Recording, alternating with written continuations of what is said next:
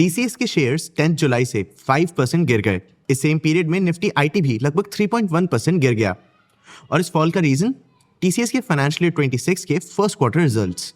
जी हाँ, 10 जुलाई को टीसीएस ने फाइनेंशियल ईयर 26 के क्वार्टर 1 रिजल्ट्स अनाउंस किए और कंपनी का परफॉर्मेंस टारगेट्स और एक्सपेक्टेशंस मीट नहीं कर पाया। कंपनी ने 63,400 करोड़ रुपीस का रेवेन्यू रिपोर्ट किया। ये फाइनेंशियल ईयर 25 के फोर्थ क्वार्टर से एक 1.6% का फॉल है। फाइनेंशियल ईयर 25 के फर्स्ट क्वार्टर से ये नंबर 1.3% ज्यादा है।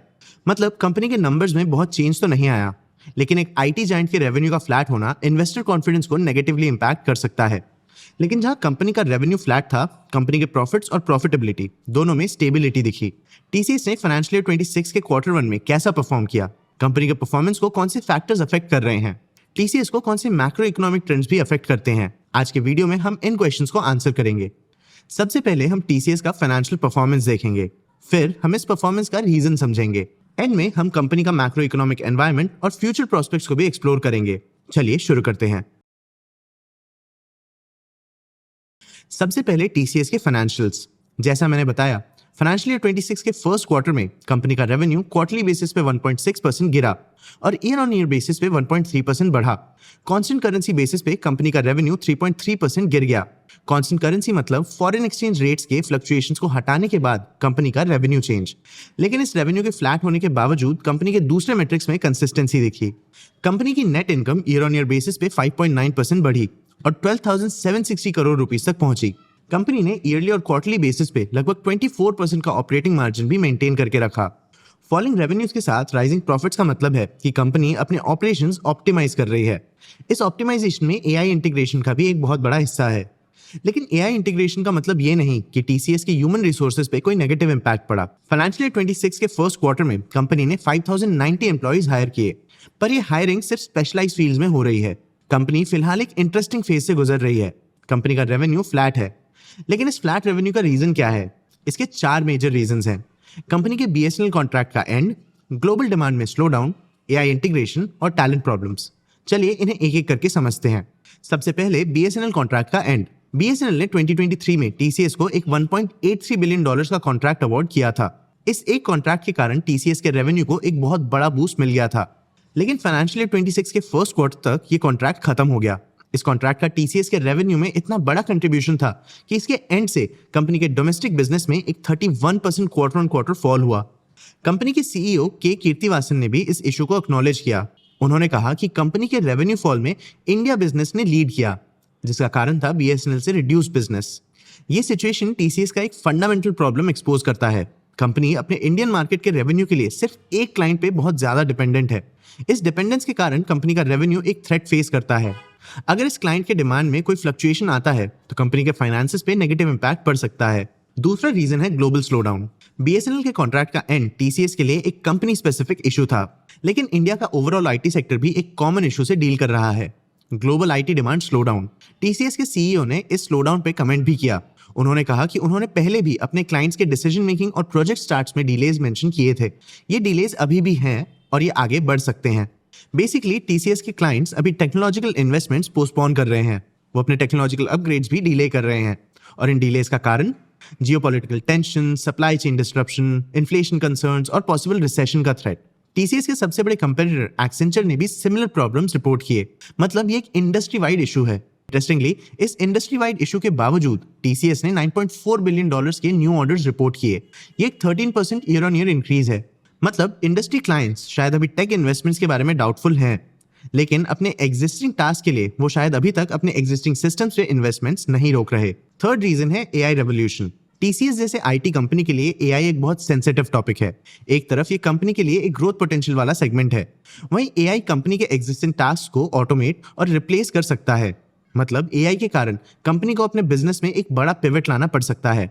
टीसीएस के स्टाफिंग पे भी एआई का इंपैक्ट पड़ सकता है। एआई इंटीग्रेशन से कंपनी के एम्प्लॉइज के टास्क भी ऑटोमेट हो सकते हैं, जिससे इन एम्प्लॉइज के जॉब्स को खतरा हो सकता है। लेकिन टीसीएस ने कोई जॉब कट्स नहीं किए। मैनेजमेंट ने कंपनी के हायरिंग प्रोसेस पे कमेंट भी किया। उन्होंने कहा कि एआई अडॉप्शन के कारण वर्कफोर्स रिडक्शन नहीं होगा। उन्होंने ये भी कहा कि कंपनी लॉन्ग टर्म बेसिस पे हायरिंग डिसीजंस लेती है, क्वार्टरली फ्लक्चुएशंस के बेसिस पे नहीं। कंपनी अपने वर्कर्स को हायर वैल्यू टास्क के लिए ट्रेन कर रही है। टीसीएस ने 1.14 लाख से ज्यादा एम्प्लॉइज को एआई टेक्नोलॉजीज में ट्रेन किया है। ग्लोबल एआई मूवमेंट को कैप्चर करने के लिए कंपनी एजेंटिक एआई सॉल्यूशंस और एंटरप्राइज प्लेटफॉर्म्स भी बना रही है। फोर्थ रीजन है टैलेंट प्रॉब्लम्स। जैसा मैंने बताया, टीसीएस अपने एग्जिस्टिंग एम्प्लॉयज को रिट्रेन और रिटेन करना चाहती है, फिर भी कंपनी का एट्रिशन रेट 13.8% तक बढ़ गया। ये लास्ट 2 इयर्स का हाईएस्ट नंबर है। मतलब कंपनी के एम्प्लॉयज खुद ही ऑर्गेनाइजेशन छोड़ रहे हैं। लेकिन इस एट्रिशन का कारण क्या है? देखो दोस्तों, आईटी सेक्टर एक हाई स्किल डिमांडिंग इंडस्ट्री है, तो अपने स्किल्स को लेवरेज करके बेटर पे के लिए शायद अब टीसीएस के एम्प्लॉयज स्टार्टअप्स या कंपटीटर कंपनीज में स्विच कर रहे हैं। टीसीएस टिपिकली हर फाइनेंशियल ईयर के फर्स्ट क्वार्टर में सैलरी हाइक्स भी अनाउंस करता है। फाइनेंशियल ईयर 26 के अनाउंसमेंट्स अभी तक नहीं हुए हैं। ये भी एम्प्लॉय एट्रिशन का एक कारण हो सकता है। एम्प्लॉय एट्रिशन के कारण कंपनी के ऑपरेशंस में नेगेटिव इंपैक्ट पड़ सकता है, जिससे उनके रेवेन्यूज भी रिड्यूस हो सकते हैं। लेकिन कंपनी ने फिर भी इस सिचुएशन को इंप्रूव करने की कोशिश की है। जैसा मैंने बताया, कंपनी ने फाइनेंशियल ईयर 26 के फर्स्ट क्वार्टर में 5090 न्यू एम्प्लॉयज हायर किए हैं।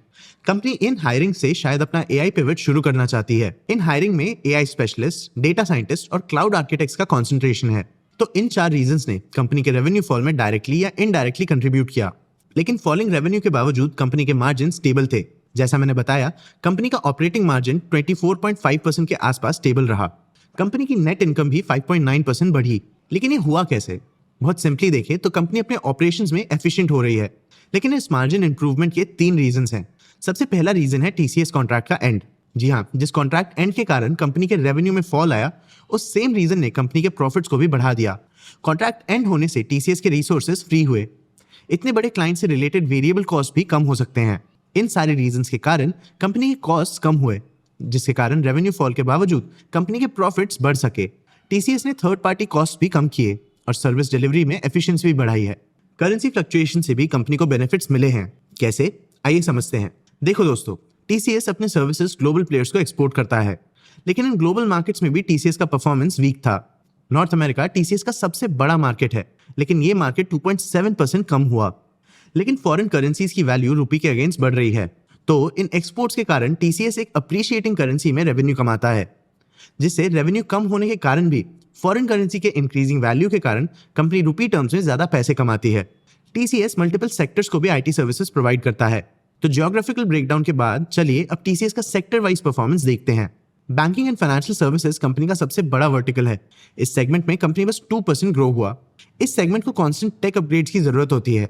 शायद इसीलिए जियोपॉलिटिकल और टेक्नोलॉजिकल अनसर्टेनिटीज के बावजूद banks and financial services segment में ग्रोथ हुआ। मैन्युफैक्चरिंग सेगमेंट में कंपनी 3% ग्रो हुआ। इस सेगमेंट में स्मार्ट फैक्ट्रीज और इंडस्ट्री 4.0 जैसे इनिशिएटिव से ग्रोथ ड्राइव हुआ।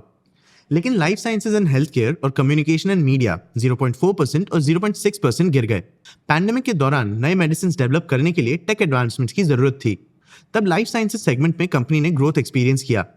लेकिन अब इस डेवलपमेंट में एक स्लो डाउन आ रहा है। अगर पूरे इंडस्ट्री को देखा जाए तो सिर्फ टीसीएस ही स्ट्रगल नहीं कर रहा। जैसा मैंने बताया, एक्सेंचर भी क्लाइंट्स के इन्वेस्टमेंट हेजिटेशन और प्रोजेक्ट डिलेस फेस कर रहा है। टीसीएस के क्वार्टरली रिजल्ट्स के बाद विप्रो और इन्फोसिस के शेयर्स भी 4.15% और 2.8% गिर गए। मतलब इन्वेस्टर्स का इंडियन आईटी सेक्टर के प्लेयर्स से कॉन्फिडेंस कम हो रहा है। लेकिन टीसीएस ने अभी तक गिव अप नहीं किया है। कंपनी ने एक को इनोवेशन नेटवर्क बनाया है, जहां टीसीएस 3000 से ज्यादा स्टार्टअप्स और टेक्नोलॉजी कंपनीज के साथ पार्टनरशिप करता है। कंपनी अपने वर्कफोर्स में भी एआई एडॉप्शन के लिए ट्रेनिंग इंक्लूड कर रही है। जैसा मैंने बताया, टीसीएस ने 1.14 लाख से ज्यादा एम्प्लॉयज को रिट्रेन किया, ताकि कंपनी के साथ साथ ये एम्प्लॉयज भी एआई मूवमेंट में पिवट कर सकें। तो टीसीएस करंटली कुछ चैलेंजेस तो फेस कर रहा है, लेकिन इन चैलेंजेस को फेस करने के लिए कंपनी एक्टिवली स्ट्रैटेजाइज भी कर रही है। कंपनी ने फ्यूचर अपॉर्चुनिटीज कैप्चर करने के लिए मल्टीपल बेट्स भी लिए हैं। आपको क्या लगता है, क्या कंपनी की ये स्ट्रैटेजीज इसे अपने करंट चैलेंजेस को फेस करने में मदद करेंगे, या कंपनी अपने मल्टीपल बेट्स के कारण ओवर डाइवर्सिफिकेशन का थ्रेट फेस कर सकती है? अपने व्यूज हमें कमेंट सेक्शन में जरूर बताना। आगे आप कौन से टॉपिक्स पे वीडियोस देखना चाहते हो, ये भी हमें कमेंट सेक्शन में जरूर बताना। अगर ये वीडियो आपको इन्फॉर्मेटिव लगा तो इसे लाइक और शेयर जरूर करना। ऐसे ही और वीडियोस के लिए चैनल को सब्सक्राइब भी कर लेना। आज की वीडियो के लिए इतना ही। मैं हूं आपका होस्ट देव। मिलते हैं अगले वीडियो में।